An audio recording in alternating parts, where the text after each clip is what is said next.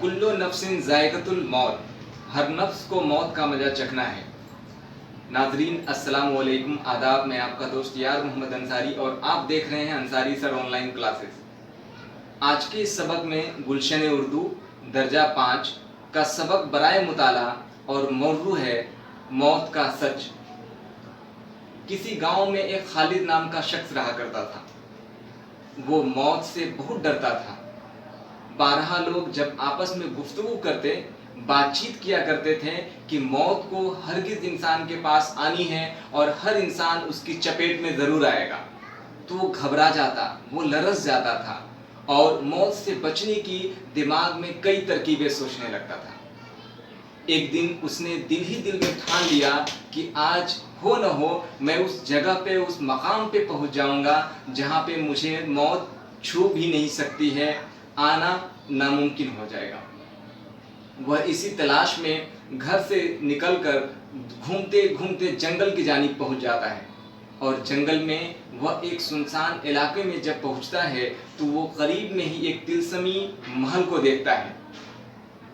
پہلے تو وہ ڈر جاتا ہے چونکہ محل کے دروازے پہ ایک شخص کھڑا تھا، لیکن پھر بعد میں گفتگو کے بعد معلوم ہوتا ہے کہ یہ وہ طلسمی محل جو ہے اسی کا مالک ہے۔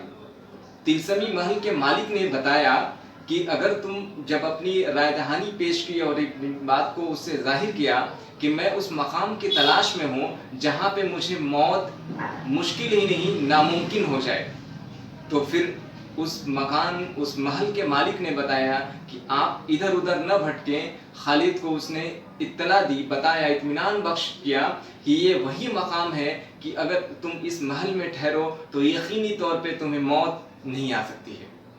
پھر کیا تھا، وہ اسی مقام کی تلاش میں ہی تو نکلا تھا اور وہ آخر کار اس محل میں پناہ گزیر ہو جاتا ہے۔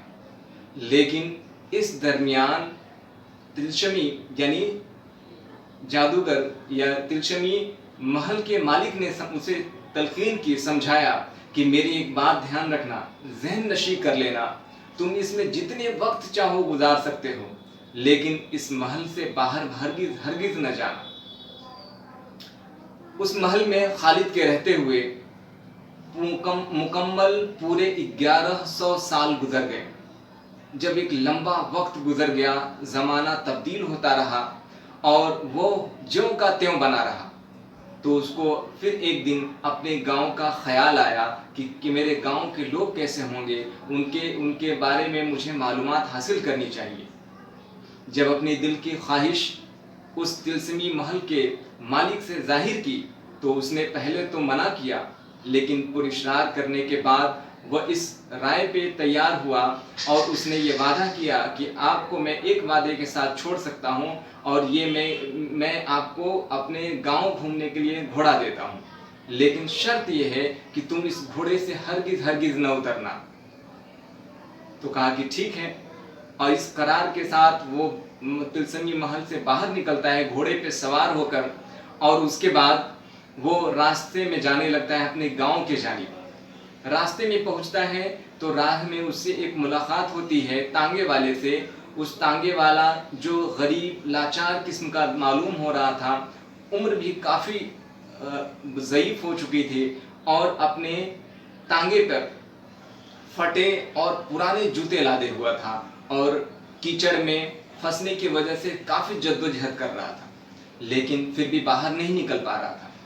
جب قریب سے گزرتے ہوئے خالد یعنی اپنی موت کی حفاظت کے طور پہ اس نے جو محل میں پناہ گزیر کیا تھا، وہ جب قریب سے گزرتا ہے تو اس کو رحم آ جاتی ہے اور وہ دل ہی دل میں سوچتا ہے کہ کاش میں اس کی مدد کر پاتا، لیکن فوراً ہی اس مالک کا دیا ہوا یہ بیان بھی، قول بھی اسے یاد رہتا ہے کہ تم اس گھوڑے سے ہرگز نیچے نہ اترنا۔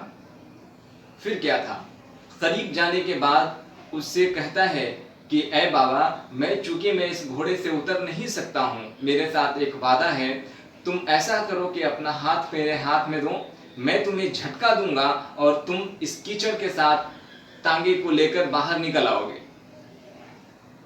پھر اس تانگے والے نے اپنا ہاتھ بڑھایا اور خالد کے درمیان جیسے ہی کس کر ہاتھ کو پکڑا اور تانگے والے نے کھینچ کر जोर से धक्का देकर खालिद को नीचे के जानिब गिरा दिया।